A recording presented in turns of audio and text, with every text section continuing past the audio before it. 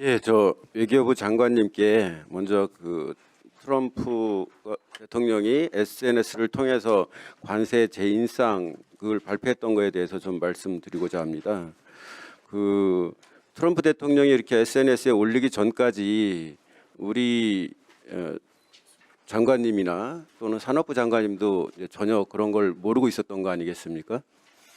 네, 그렇습니다.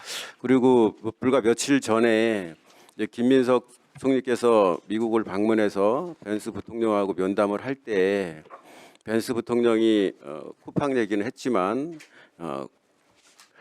투자 관련해서는 전혀 언급하지 않았지 않습니까? 네, 예, 그걸 보면은 트럼프 대통령하고 벤스 부통령 간에도 이 소위 그 투자 문제 또는 관세 인상 문제에 대해서 서로 소통이 없는 걸로 보이거든요.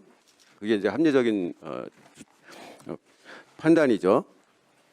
그리고 통상적으로 한 나라가 다른 나라에 대해서 어떠한 중요한 이슈를 제기할 때는 외교 관행을 보면 사전에 실무적으로 문제를 제기해서 예를 들면 왜 이 한미 전략 투자에 관한 입법이 늦어지고 있는지 또는 언제 되는지 또는 빨리 하라든지 뭐 이런 얘기를 먼저 하는 거 아니겠습니까?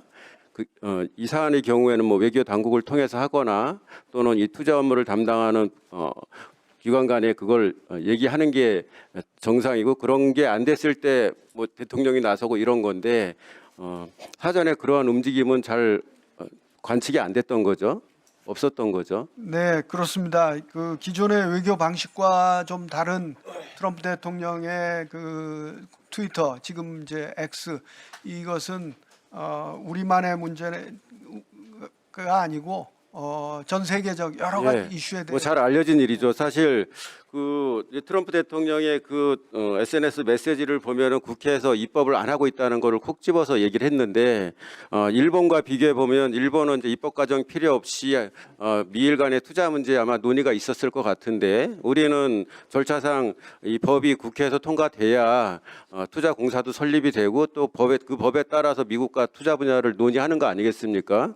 아마 그런 거에 대한 이해가 좀 상대방한테 충분히 안 됐을 것 같고요. 그 특히 일본의 경우는 중의원이 해산됐고 그게 2월 8일 날 이제 총선을 하고 그 이후에 내각이 이제 구성될 텐데 그때까지는 아마 미국과 일본 간에도 이 문제가 논의되기가 어려울 겁니다.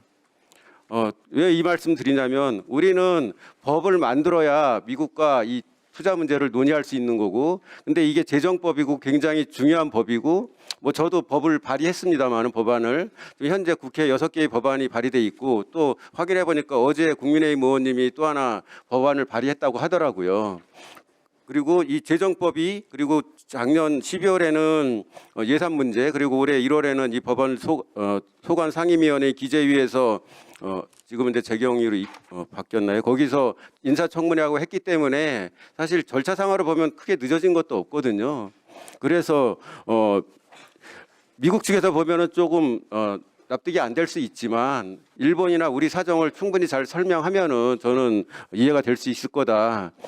그리고 트럼프 대통령 그 24시간 만에 다시 뭐 한국과 협의하겠다고 발표한 그런 측면을 봤을 때도 우리가 좀 입법 과정을 좀 서둘러 줬으면 좋겠다 하는 걸로 저는 이해가 되는데 특히 우리가 올해 예산에 이 한미전략투자법이 통과되면은 설립하게 될 한미전략투자공사 예산 1조 1천억을 반영해 놨거든요. 네, 편성해 놓지 않았습니까? 네, 네. 법이 통과되기 전이지만은 그건 우리가 한미 간에 합의한 내용을 잘 이행하겠다 하는 거를 보여주는 거거든요.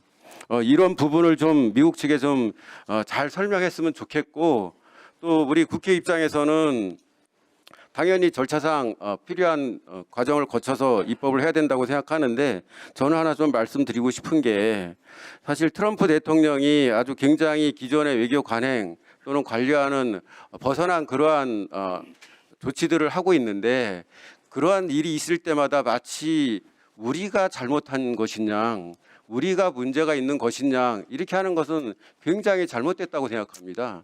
우리나라가 그러한 일들이 과거에 있어 왔지만은 이러한 외교 문제 또는 통상 문제, 투자 문제는 양국이 같이 걸린 건데 특히 미국이 무슨 문제를 제기하면은 마치 우리 정부가 또는 우리 국회가 또는 뭐 여당이 잘못된 것이냐 이렇게 굉장히 스스로를 자책하는 이런 태도는 근본적으로 잘못됐고 그게 미국과의 관계 형성이나 또는 문제를 풀어가는 데 있어서도 굉장히 안 좋은 영향을 미친다. 저는 그렇게 명확하게 좀 지적을 하고 싶습니다. 그래서 이번 건도 자국의 부통령도 모르는 상황에서 던진 메시지고 또 기존의 관행을 보면 거쳤어야 될 그러한 사전 신호나 절차도 전혀 없이 나온 메시지인데 이걸 가지고 우리가 너무 과도하게 반응하면은 앞으로 트럼프 대통령이 이런 일을 더 할 거예요.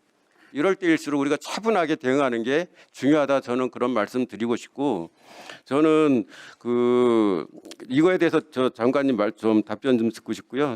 그 전에 하나 또 말씀드리고 싶은 게 전에 이제 한미 뭐 상호 관세가 됐던 또는 투자 문제가 됐던 이 협의 과정에서 보면 외교부가 너무 모르고 있는 것 같아요. 뭐 장관님께서는 본인이 그 뭐 회의에 가서 참여도 하고 의견도 제시한다고 말씀하셨지만 그렇게 해가지고는 부족합니다. 당연히 실무적으로 협의할 때 적극적으로 참여가 돼야 되고 정보가 공유돼야 되고 저는 이 건을 포함해서 여러 가지 이 쿠팡 건도 마찬가지이지만은 그 외교부가 현재 통상 외교 기능이 빠져 있잖아요.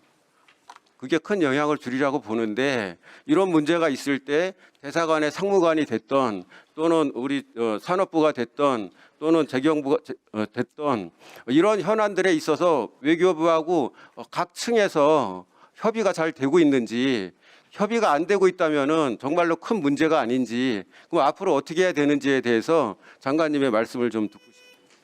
네, 우선 첫 번째 말씀하신 우리의 대응 문제 전적으로 공감을 하고 있습니다. 우리가 이럴 때일수록 차분한 대응을 해야 되겠다. 그래서 한미 간의 그 건강한 동맹을 만들어 나가야 되겠다는 생각을 합니다. 이건 그냥 절로 되는 것이 아니고 우리가 때로는 절제하고 또 때로는 그 의견이 다른 국내적으로 다른 분들도 한 목소리를 내고 이렇게 해야 되겠다는 그 필요성에 절감을 합니다. 외교부가 지금 이런 과정에 좀 더 적극적으로 참여하고 역할도 하고 해야 된다는 데 대해서도 전적으로 공감합니다. 저희가 의원님께서 지적하신 것을 참조해서라도 앞으로 더욱 그 배전의 노력을 해나가겠습니다. 시스템이 안 돼 있는데 외교부가 노력하겠다고 마음먹어서 되는 일이 아니잖아요. 어떻게 해야 앞으로 외교부가 적극적으로 정보도 공유받고 실무 논의 과정에서 참여할 수 있는지 그거에 대해서 입장을 말씀해 달라는 겁니다. 네, 그것은 시작은 지금 일단 재공관을 재창조하겠다는 방안을 국무회의에 보고를 드렸고 이에 따라서 공관장들이 그 더 큰 책임과 권한을 갖도록 하는 방안으로 새롭게 개편을 하려고 합니다. 그래서 예를 들어 앞서 의원님들 질의 중에도 있었습니다마는 그 소관 업무를 대사한테 보고를 하지 않는다는가 이런 것은 있을 수 없습니다. 앞으로는. 그리고 이러한 것을 가지고 본부에서도 관련 부처와 더 긴밀하게 소통해 나가는 메커니즘을 좀 개선해 나가겠습니다.